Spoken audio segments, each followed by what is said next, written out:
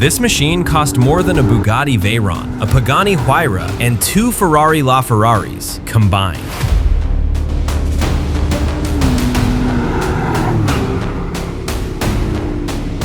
It promised to rewrite the rulebook, Middle Eastern engineering taking on Medina, Stuttgart, and Molsheim. But behind the diamond-encrusted headlights and Hollywood stunts was a truth the hypercar world refused to acknowledge until it was too late.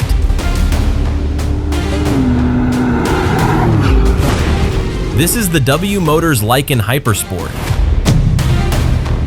And this is the anatomy of a $3.4 million miscalculation.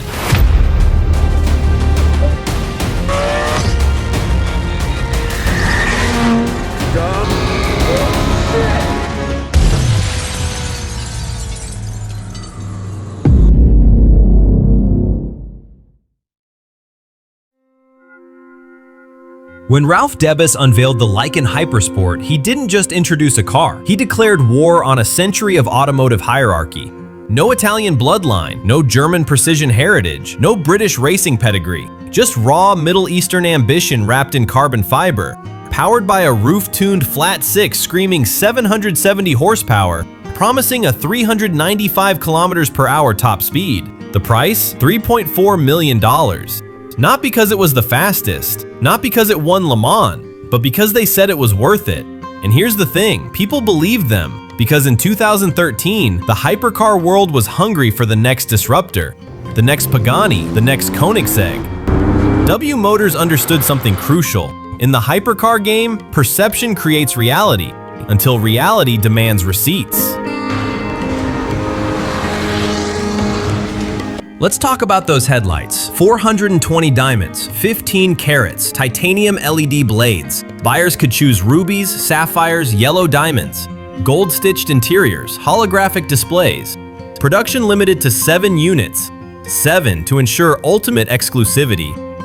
The marketing was surgical, precise, calculated.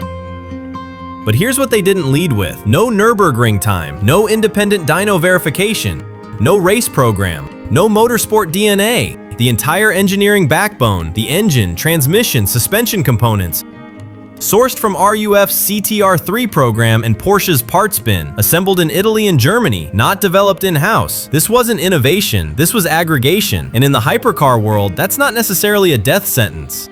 Pagani does it brilliantly with Mercedes-AMG powertrains. Koenigsegg started with Ford V8s. The difference? Those brands proved themselves on the track before they made claims about diamonds. W Motors went the opposite direction. They built a jewelry piece that happened to have an engine, then tried to convince the world it was a race weapon.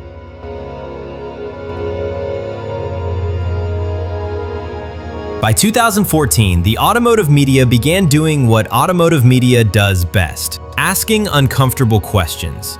Where are the performance validation tests? Why no independent timing runs? Show us the data, crickets.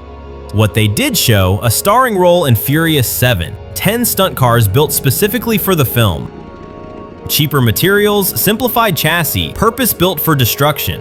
And that became the problem. The Lykan became more famous as a movie prop than as an actual hypercar. More people saw it jumping between buildings in Abu Dhabi than saw it carving apex at any race circuit on Earth. For $3.4 million, collectors don't want a movie car. They want a machine that makes other billionaires nervous. Let's examine what $3.4 million bought you in 2013. Bugatti Veyron Grand Sport, proven 1,200 horsepower, 408 kilometers per hour verified, Nürburgring tested, 8 W16 engines, a decade of development. Pagani Huayra, Mercedes-AMG partnership, carbon titanium monocoque, track validation, Horacio Pagani's 20-year reputation, McLaren P1, active aero, hybrid system, Formula One technology transfer, decades of motorsport dominance. And the Lykan, a RUF engine in a beautiful body with diamonds in the headlights. No racing heritage, no validated performance numbers, no engineering legacy.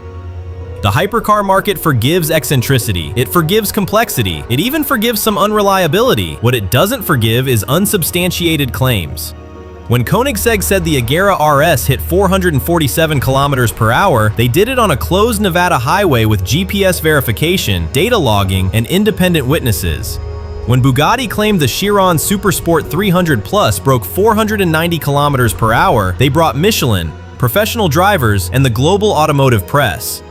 W Motors brought a press release.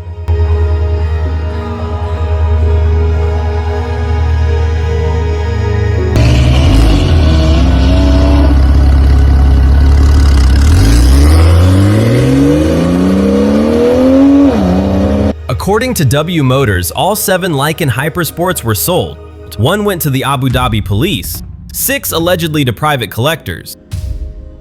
But here's where it gets murky. Industry insiders have questioned whether 7 distinct cars were ever actually completed. Some sources claim the same vehicle, identifiable by chassis details, appeared in different colors at different events, suggesting potential smoke and mirrors with production numbers. Whether it's 7 cars or fewer, the outcome is the same.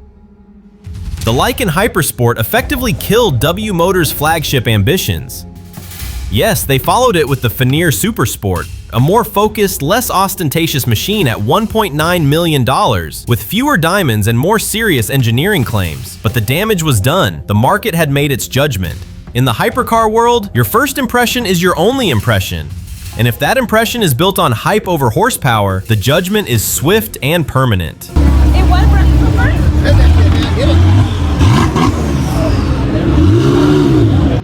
Here's what the Lykan Hypersport really represents: the difference between building a luxury item and building a legend. Look at the graveyard of supercar startups.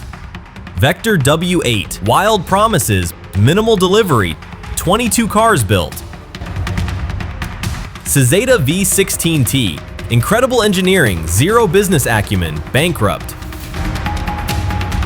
Joss JP1, media hype, video game features, zero sales.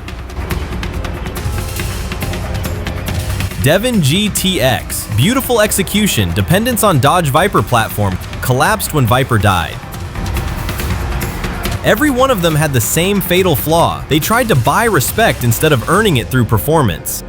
The brands that survive, Pagani, Koenigsegg, even relative newcomers like Rimac, all followed the same formula. Prove the engineering first. Build credibility through validated performance. Establish motorsport connection. Even if it's just proving capability on public roads, then charge whatever the market will bear. W Motors inverted this formula. They set the price first, added the luxury elements, then hoped the engineering reputation would somehow materialize. It never did.